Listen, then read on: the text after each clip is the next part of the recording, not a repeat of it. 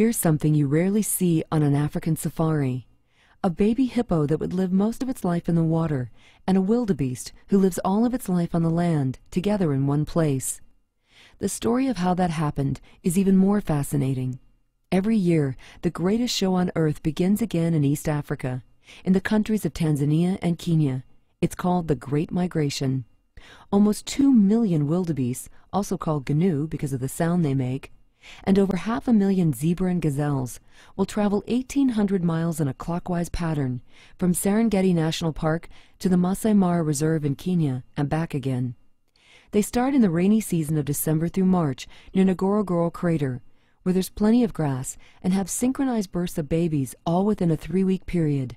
Within 3 days, the calves are strong enough to keep up with the herd, and the journey north for food and water begins.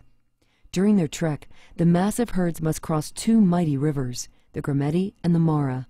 This is the Mara, full of huge hippos and hungry crocodiles.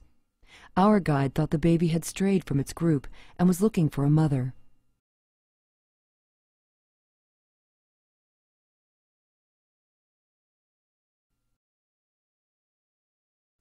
If you're wondering why the wildebeest would feel so threatened by the little hippo, it's because it's broken its leg and is trapped in the mud. The leap into the river is often more dangerous than the crocodiles because they don't always pick the lowest point on the bank.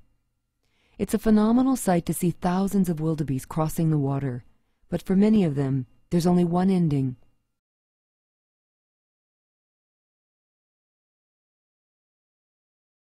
It was heartbreaking to see how the baby hippo stayed with the wildebeest even after it had died the next day.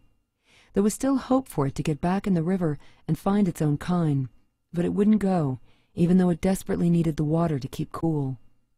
We asked the park rangers if they could go down and push it back in, or if we could, but they said no, that perhaps the baby was sick and had been rejected by the group, and that it had found the only comfort it could.